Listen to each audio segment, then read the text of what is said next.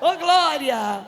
Então vamos para a palavra do Senhor. Anota bem aí essa data, 12 de dezembro. Nosso próximo Déboras vai ser dia 12 de dezembro. Então vai ser super.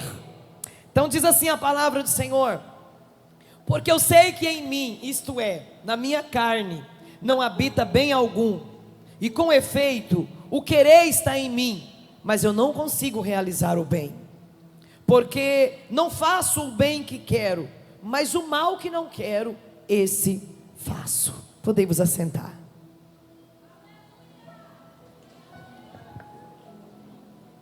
Nós enfrentamos constantemente dois tipos de inimigos. O primeiro inimigo que nós enfrentamos constantemente é a nossa própria carne, é a nossa própria vontade. O segundo inimigo que nós enfrentamos constantemente é o reino das trevas. Nós precisamos entender que o mundo espiritual é uma realidade. Eu já me deparei com pessoas que falam assim: ai pastor, eu não acredito nisso, eu não acredito naquilo. Meu irmão, minha irmã, você acreditando ou não, o mundo espiritual existe, o reino das trevas existe. Então nós vivemos em uma constante guerra com a nossa carne e com o reino das trevas. Quantas vezes a nossa carne, quando eu falo de carne, eu falo de vontade humana, a nossa carne nos leva a fazer coisas das quais nós nos arrependemos. Quantas vezes nós sofremos, e esse sofrimento fomos nós mesmos que provocamos, por causa da nossa carne, por causa das nossas decisões, por causa daquilo que falamos, por causa daquilo que fazemos. Nós provocamos muitas guerras contra nós mesmos. Quantas vezes pessoas se levantam contra nós por algo que a gente falou, mas a gente poderia ter ficado calado por situações que nós provocamos por causa da nossa carne.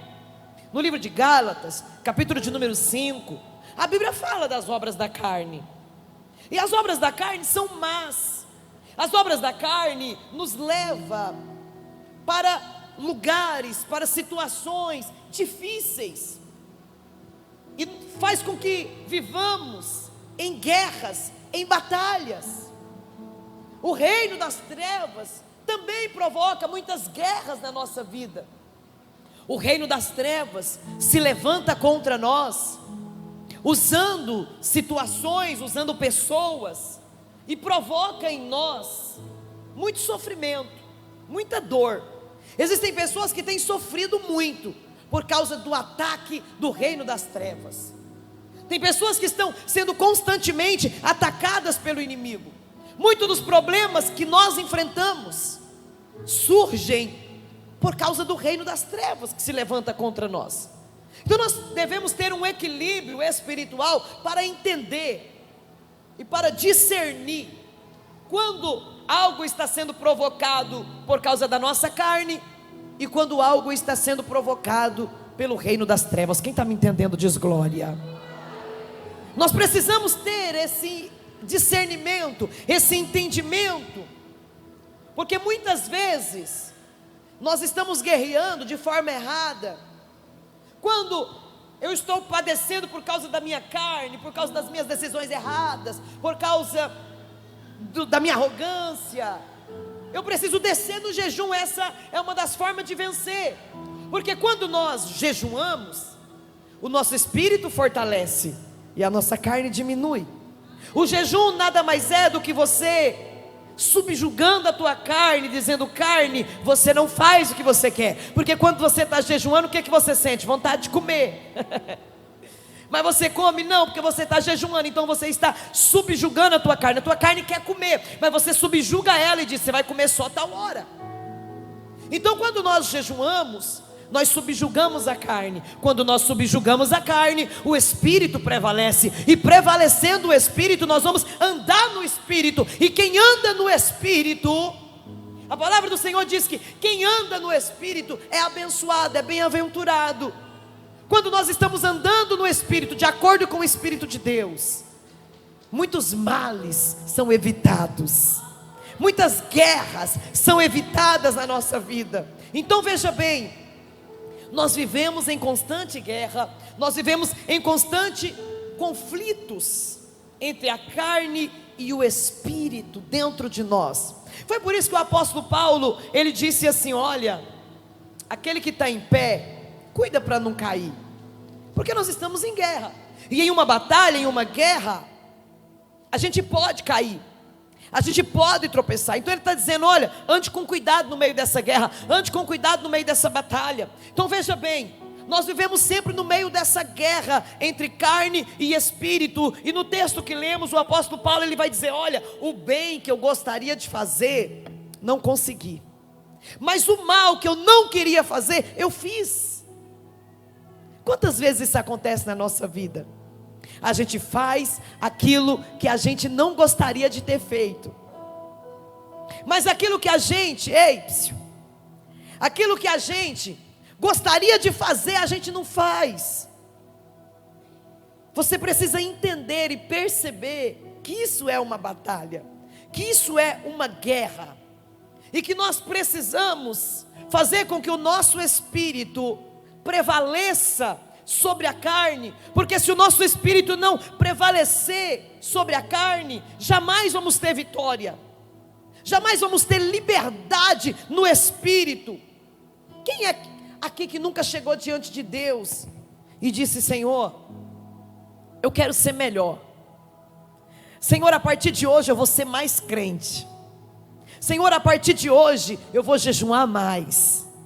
Quem é que, ao ouvir uma palavra ministrada, uma palavra empoderada, uma palavra exortativa, que chega e traz para nós um direcionamento de Deus, e sai da igreja dizendo: Senhor, a partir de hoje eu vou ser essa palavra, eu vou andar de acordo com essa palavra, eu vou orar mais, eu vou jejuar mais, eu vou renunciar ao pecado, eu vou fazer de acordo com a tua vontade, eu vou ser melhor como esposa, eu vou ser melhor como esposo, eu vou ser melhor como mãe, eu vou ser melhor como filho, eu vou ser melhor como filha, eu vou melhorar na tua presença.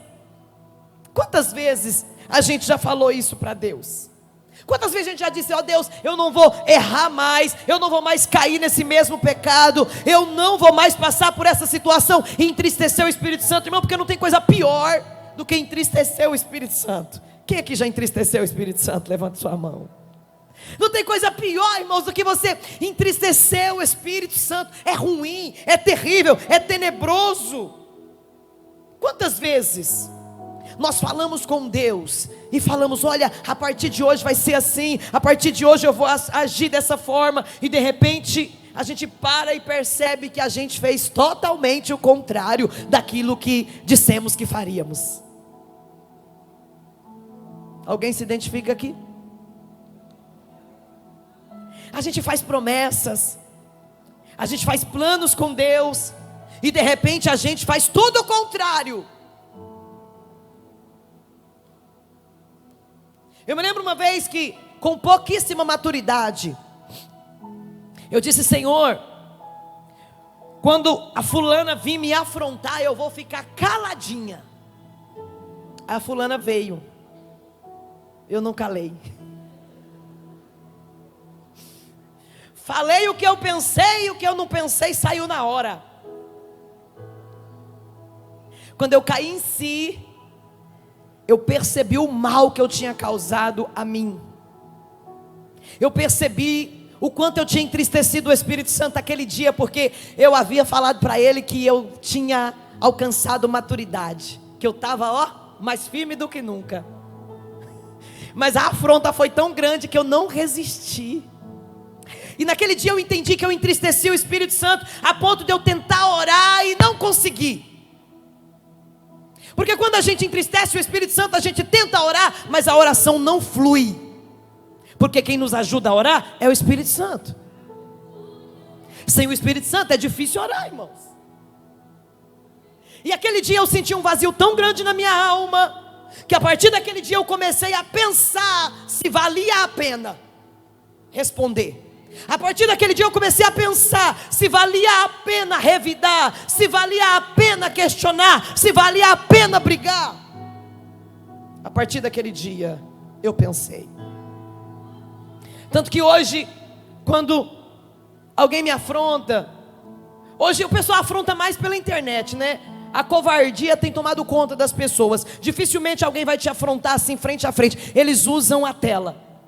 Aí eu vou lá e olho, eu penso em responder, eu chego a escrever, mas na hora do enviar eu vou lá e apago. Falo, não, eu não posso me rebaixar. Eu não posso descer o nível.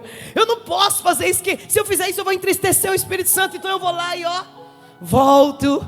E aí parece que eu ouço o Espírito Santo dizendo, estou orgulhoso de ti, filha. Você conseguiu.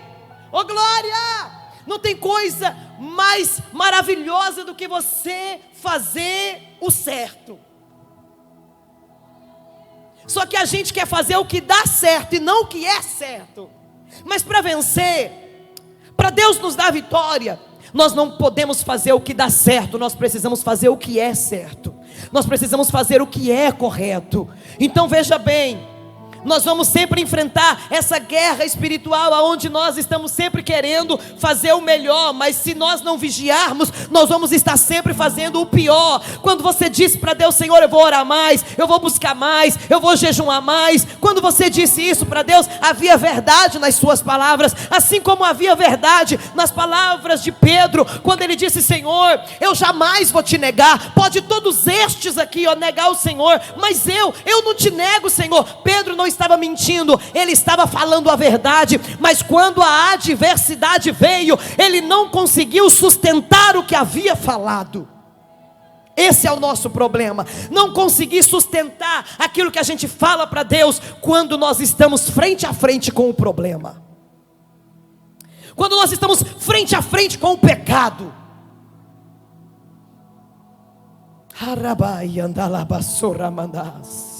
Quando nós estamos frente a frente com o pecado, é nessa hora que nós precisamos nos lembrar de tudo aquilo que nós falamos para o Senhor. Pedro não estava mentindo, ele só não conseguiu sustentar na hora da adversidade. Quando nós falamos para Deus que não vamos fazer algo para não entristecer o Espírito Santo, nós também não estamos mentindo, mas acontece que às vezes, na hora da adversidade, na hora do confronto, a gente falha, a gente fracassa.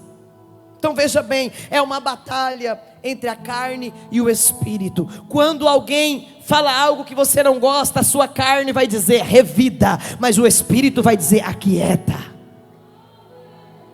E vai ficar aquela guerra na sua cabeça, a sua carne dizendo revida e o espírito dizendo aquieta. Quem é que vai vencer? Quem tiver mais forte. Se a carne tiver mais forte, você vai revidar. Se o espírito tiver mais forte, você vai se aquietar. Quem está pegando? Quem está pegando? Só que muitas vezes, na maioria das vezes, a carne está tão forte, a carne está tão robusta, que a gente acaba fazendo aquilo que a gente sabe que não era para fazer.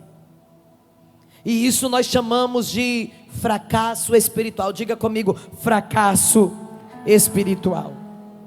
E quando o fracasso espiritual vem à tona, que você sente que entristeceu o Espírito Santo, que você sabe que você fez o que não devia fazer, ei, nessa hora dá uma tristeza tão grande. Nessa hora você começa a lembrar que você não cumpriu com uma porção de promessas e votos. Quem aqui já quebrou voto? Pastora, o que faz quando quebra um voto? Começa de novo, porque voto não pode ser quebrado. Quebrou o voto, começa tudo de novo. Voto é voto. Deus está falando com alguém aqui. Voto é voto. Quando a gente quebra voto, irmãos do céu, dá uma sentença tão terrível para a nossa cabeça. Então se tem alguém aqui que quebrou voto, volta lá na estaca zero e começa de novo, porque Deus confiou em você. O dia que você falou para Ele que faria, Ele confiou em você. Então não seja um quebrador de aliança, não seja um quebrador de voto. Volta lá no começo e começa tudo de novo. Então veja bem, quando acontece o fracasso espiritual, da gente não conseguir ser o que a gente disse que seria, da gente não conseguir fazer aquilo que a gente disse que faria, nós ficamos em uma situação difícil e o diabo começa a nos acusar. Aí a pessoa vai orar, o diabo acusa ela, diz: você não pode orar, Deus não vai te ouvir, olha o que você fez. A pessoa quer até ir na igreja, o diabo fala: para que você vai na igreja? Olha o que você fez. O que você vai fazer na igreja? E essas acusações do diabo é para nos fazer perder a esperança e a fé. Mas você quer um conselho nessa noite? Quem quer um conselho aqui? Aleluia. Ei, se você falhar, se você errar, mesmo errando, mesmo falhando, não deixa de ir na igreja. Se o diabo está te acusando, se o diabo está te oprimindo, ei, mesmo oprimido, mesmo debaixo de acusação, não deixa de ir na igreja. Se você está sendo afrontado pelo inimigo e ele está usando a boca de alguém para acusar você, para tentar desmerecer a sua vida em Deus, ei, vem para a igreja. Se você está sem força de orar, se você está sem força de jejuar, ei, vem para a igreja. Porque é aqui que você recebe a palavra, é aqui que você recebe alimento, é aqui que Deus te fortalece. É por isso que o diabo luta tanto para pessoas não irem à igreja, é por isso que é tanta afronta, é por isso que é tanta perseguição, para que pessoas não venham na igreja. Eu sei que tem pessoas que estão aqui, que já ouviu de pessoas de dentro da tua casa: ei, vai morar na igreja agora? Ei, pastor, não dá nada para ninguém não. Ei, eu sei que o diabo usa essas palavras para tentar tirar você do propósito, para tentar arrancar você do lugar aonde Deus te fortalece, para tentar arrancar você do lugar aonde Deus te cura. Quando Nabucodonosor invade Jerusalém, a primeira coisa que ele faz é destruir o templo. Me pergunte por quê? Porque o templo era o lugar aonde Israel entrava e recebia poder. O templo era o lugar aonde Israel tinha comunhão com Deus. Então é isso que o diabo quer destruir. Ei, decalasuramaia, ele quer destruir a comunhão que você tem com Deus neste lugar. Ele não quer que você cultue, ele não quer que você congregue, ele não quer que você adore, ele não quer que você ouça a palavra, ele não quer. Por isso uma guerra. Ei, mesmo sem forças, não deixe de vir à igreja. Ai, pastora, mas eu estou fumando. Mesmo fumando, é melhor você fumando e vindo na igreja do que você fumando e vivendo na porta de boteco.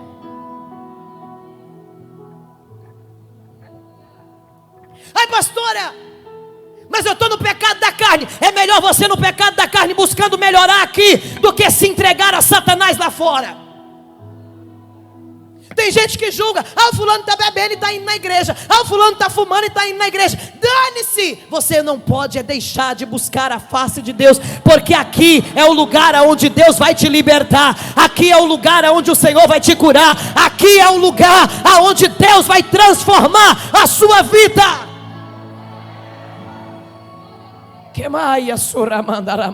É aqui que Deus vai falar com você, é aqui que vai ter conserto, é aqui que vai ter libertação. Então não importa a maneira com que você está aqui hoje, eu só preciso que você ouça essa palavra e dê lugar ao Espírito Santo para Ele transformar você. Eu só preciso que você dê ouvido à palavra e dê lugar para que o Espírito Santo toque em você, porque aqui é o lugar de Deus te curar. Jesus disse: eu não vim para os sãos, eu vim para os doentes. Ei, é você que Ele quer libertar, é você que Ele quer curar, é você que Ele quer transformar.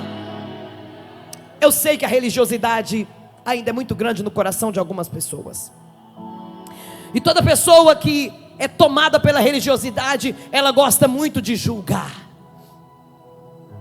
ela gosta muito de apontar, e ela gosta muito de olhar o exterior. Os religiosos são assim, eles olham por fora, eles gostam de julgar pelo exterior, mas aquele que te conhece, ei, aquele que te conhece e sabe que quem fuma não gosta de fumar, está escravizado pelo diabo. Quem bebe não gosta de beber, está escravizado pelo Zé Pilintra. Quem prostitui, quem adultera, não gosta dessa vida, está escravizado pela pombagira. Ele sabe,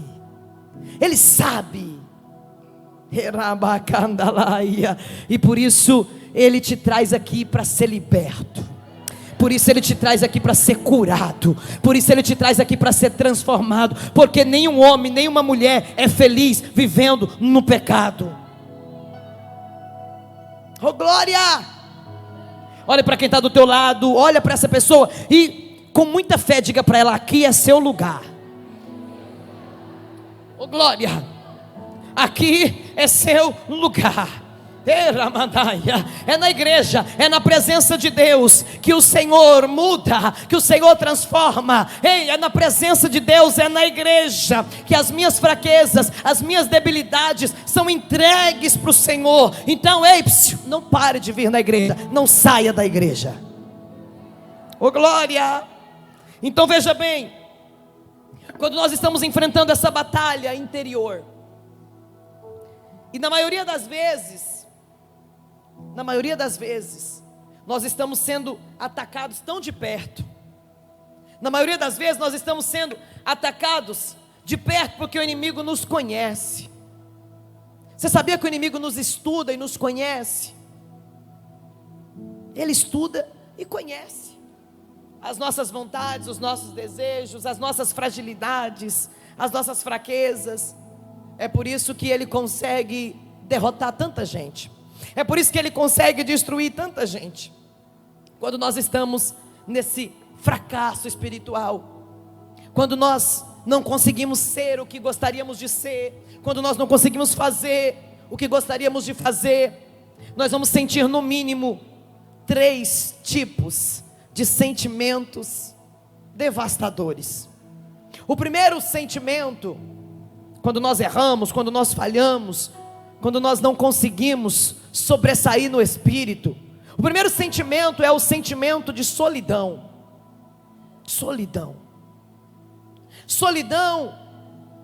é um sentimento tão terrível que dilacera a alma. Deus não criou ninguém para viver sozinho. Quando Deus criou o Adão, viu ele lá sozinho, aquela quantidade de bicho assim, Adão não se conectava com nenhum, porque era diferente. Aí Deus fez ele dormir, arrancou a costela dele, da costela fez uma mulher e disse: está aí a sua companhia, você não pode ficar só. Porque a solidão é ruim, Deus entendeu que a solidão é algo terrível. A solidão é tão terrível que é capaz de mexer com o psicológico das pessoas e trazer confusão mental. Uma pessoa que vive muito tempo afastada, uma pessoa que vive muito tempo isolada, ela pode ter confusão mental. Porque nós não nascemos para viver isolados, nós não nascemos para viver na solidão. E quando, veja bem, e quando nós erramos, quando nós pecamos, nós sentimos essa solidão. Mas a solidão que eu estou falando é um pouco ainda pior do que aquela solidão de não ter pessoas à nossa volta. É aquela solidão que Jesus sentiu lá na cruz, quando ele grita: Eli, Eli, lama sabachthani, Deus meu, por que me desamparaste? É aquela solidão que a gente não consegue sentir o Espírito Santo. É aquela solidão que a gente não consegue sentir Deus. É aquela solidão que a gente vai orar, mas parece que o céu está de bronze sobre a nossa cabeça. É dessa solidão que eu estou falando. A solidão que vem para nos destruir. O segundo sentimento que nós sentimos quando nós erramos, quando nós fracassamos, é o sentimento da decepção.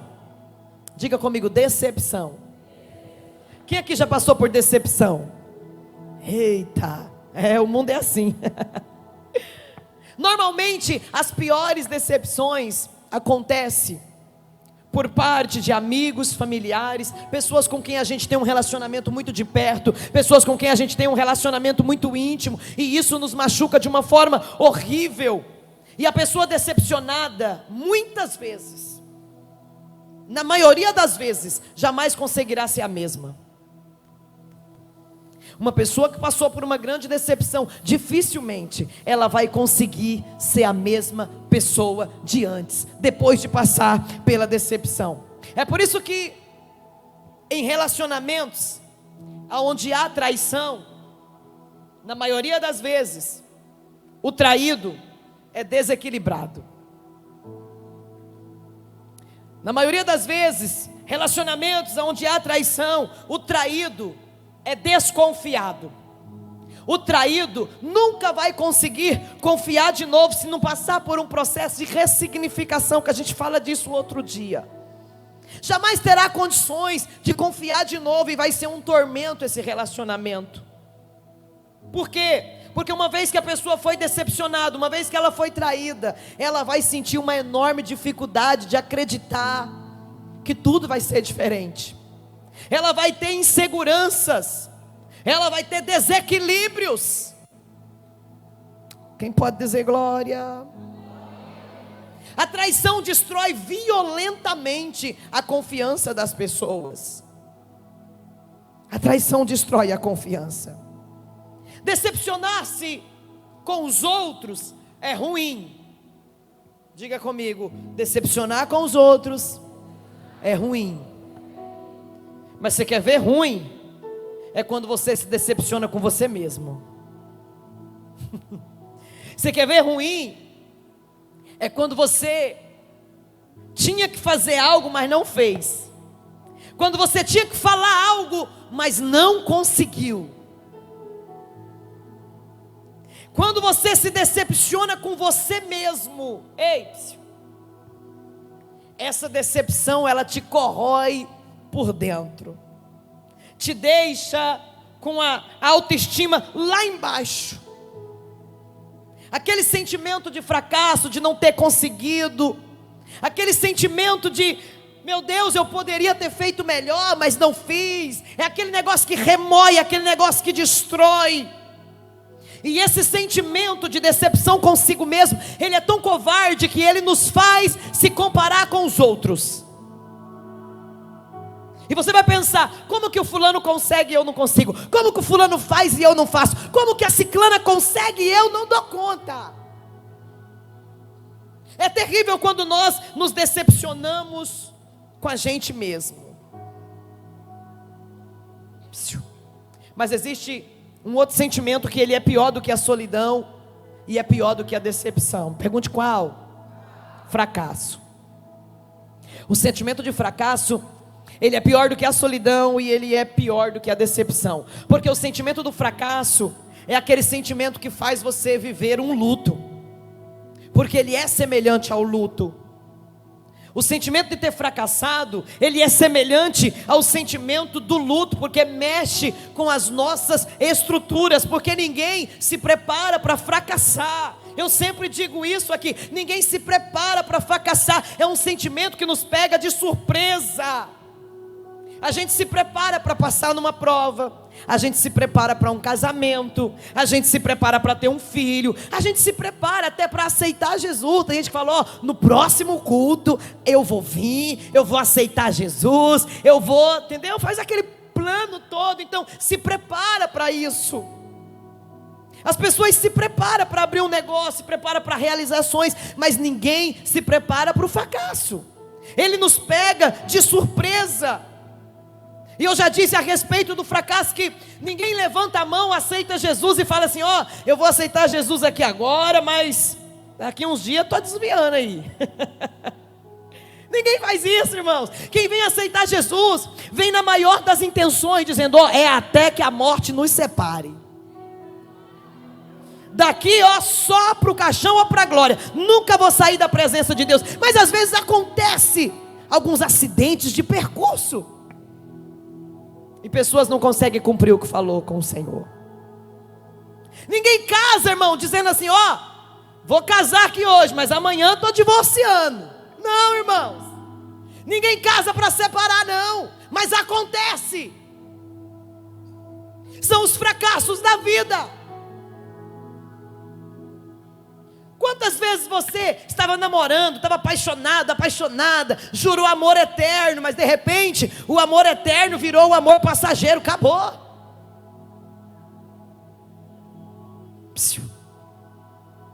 São os fracassos da vida. E fracasso é ruim. Fracasso é terrível. E as pessoas gostam de contar a história do fracasso dos outros, tá? Além do fracasso ser ruim, você ainda vai ter que ficar na boca dos outros. Fracasso dói. E se alguém chegar e perguntar para você assim, ei, como foi que aconteceu o fracasso? Como foi que você fracassou? Por que que isso aconteceu? Algumas pessoas vão dizer assim, foi por causa do fulano, porque é de lei a gente pôr culpa em alguém. Fala sério. É de lei isso aí. Mas se a pessoa tiver um mínimo de consciência e de autorresponsabilidade, ela vai analisar e vai dizer, o fracasso se deu por isso. O fracasso se deu porque eu tomei uma decisão errada. O fracasso se deu porque eu falei o que não era para falar. O fracasso se deu porque eu fiz o que não era para fazer. Veio uma crise, veio um momento ruim, eu não tive maturidade para lidar com a situação e fracassei. Essa é a melhor forma de enfrentar o fracasso, tá? Porque quando a gente reconhece o fracasso, quando a gente identifica o motivo do fracasso sem culpar os outros, isso significa que nós crescemos e alcançamos a maturidade. E eu volto a dizer o que o apóstolo Paulo disse: quem está em pé, cuide para que não caia. Ele está dizendo: ei, você que está de pé, cuidado para não fracassar, porque ele pode acontecer, ele vem de forma inesperada. E o interessante é que o fracasso, ele vem cheio de porquês. Quando a pessoa fracassa, ela para e começa a se indagar: por que que eu não orei mais? Por que que eu não busquei uma direção de Deus? Por que que eu não jejuei mais? Por que que eu não disse não? Por que que eu não me humilhei? Por que que eu deixei isso acontecer? Por quê? Porque o fracasso ele vem cheio de perguntas. O fracasso ele vem cheio de porquês. E eu estou falando com pessoas aqui que têm fracassado. O fracasso é terrível porque ele arranca de algumas pessoas, dependendo do nível do fracasso, ele arranca a vontade de viver. Por isso algumas pessoas se matam, tiram a sua própria vida, se suicidam. Por quê? Porque elas perdem a expectativa. Porque o fracasso faz isso, remaia, candaraia. Mas eu tenho uma notícia para quem fracassou aqui. Só você que fracassou, levanta a tua mão para receber essa notícia nessa noite. Sabe o que o Senhor está dizendo? Ei, você que fracassou, ei, você que está remoendo o fracasso, você que está sentindo a dor do fracasso, o Senhor tem uma nova chance para você. O Senhor tem uma nova oportunidade. E sabe o que Deus vai fazer desse fracasso? O começo para uma nova história. Desse fracasso, Deus vai fazer o começo de uma nova história. Porque o fracasso te ensinou, o fracasso te trouxe experiência, o fracasso faz você agora enxergar a vida de uma forma mais ampla. O fracasso agora, ei, é degrau para você subir. E Deus não desistiu de você porque você fracassou. Deixa eu te contar isso, ei, psiu.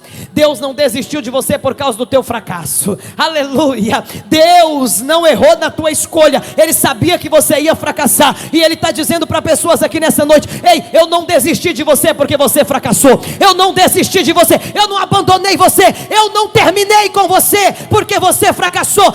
Ei, eu ainda tenho uma obra na tua vida. Mesmo que você fracassou, eu ainda te amo. Eu ainda te chamo. Eu ainda quero usar você. Eu ainda quero fazer com que a minha glória desça sobre a tua vida. Meu Deus. Porque no meio do fracasso a gente pensa que Deus nos esqueceu.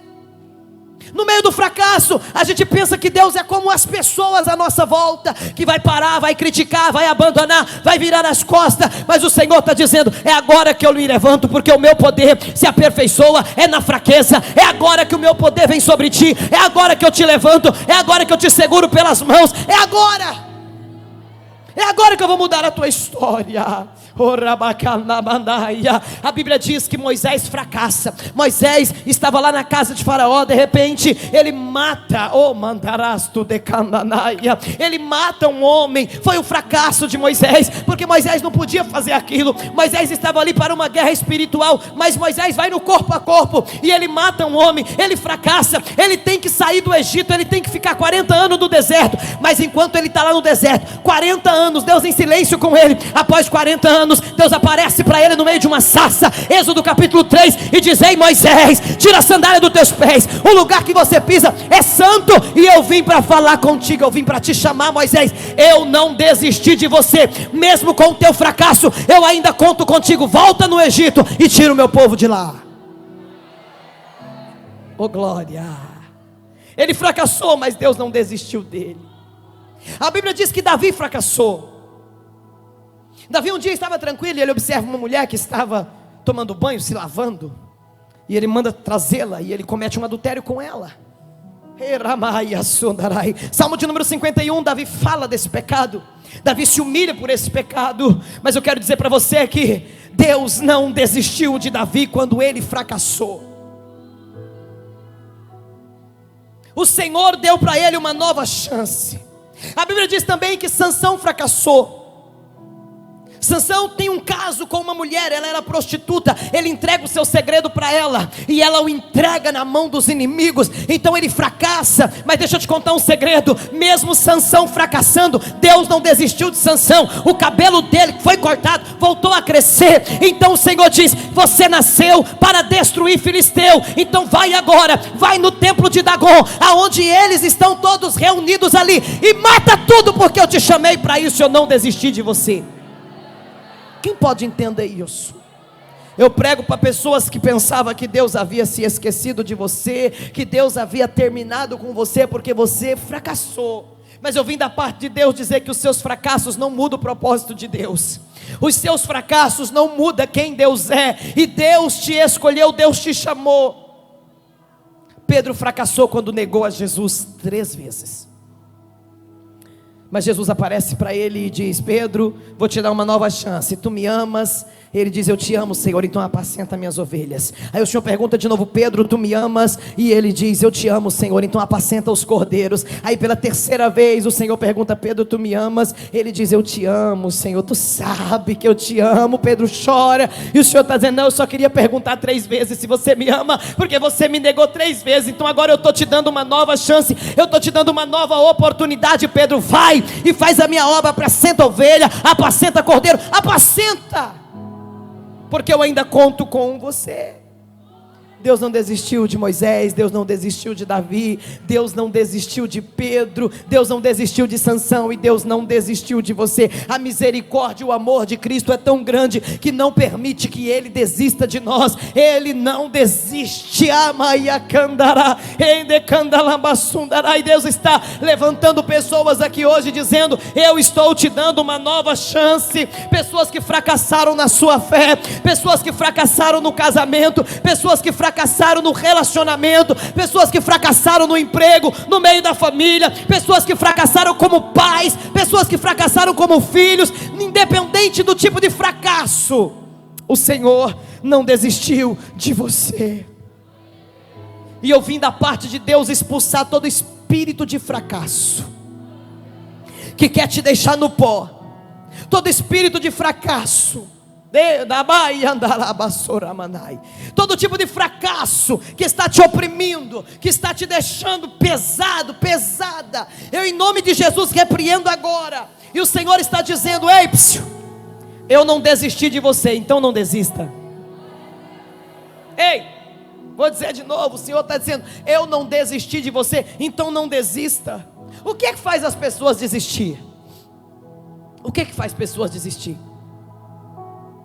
O que faz pessoas desistir às vezes é o desânimo. O que faz pessoas desistir talvez é o cansaço. O cansaço faz pessoas desistirem. O que faz pessoas desistir às vezes é os problemas. O que faz pessoas desistir às vezes é as dificuldades. O que faz pessoas desistir às vezes são as decepções, porque tudo isso esgota e faz nós sentirmos desejo de parar, e nos faz sentir desejo de desistir. Hoje o mal do século é a desistência. Olha quantas coisas você já começou a fazer e parou no meio do caminho porque você desistiu.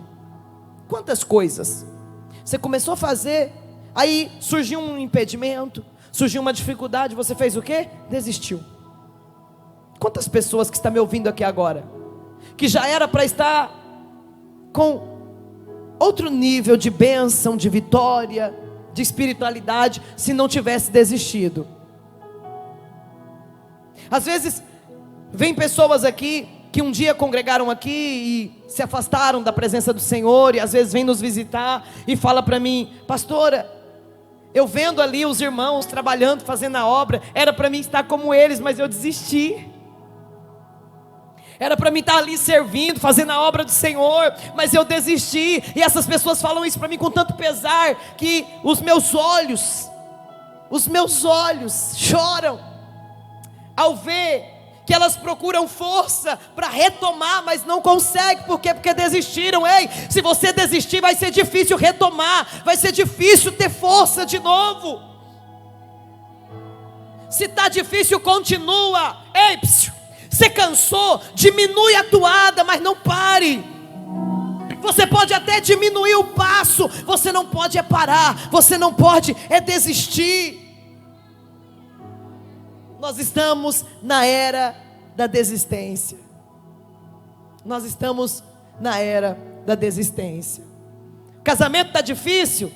Desiste. Se no emprego está difícil, desiste. Se chateou com alguma coisa na igreja, desiste. Está enfrentando problemas na empresa, desiste, fecha. Começa a fazer propósito com Deus, está difícil, aí desiste. Começa a fazer uma dieta, desiste. Começa a fazer uma campanha, desiste. Tem gente que é assim. Tudo que eles começam, eles desistem no meio do caminho. Eles param no meio do caminho. E quem para no meio do caminho não chega a lugar nenhum. Olha para quem está do teu lado e diga: você não pode desistir. E eu encerro dizendo isso para você nessa noite. Aprenda a dar continuidade. Aprenda com o Senhor Jesus nunca desistir. Aleluia. Aprenda com Deus a nunca desistir.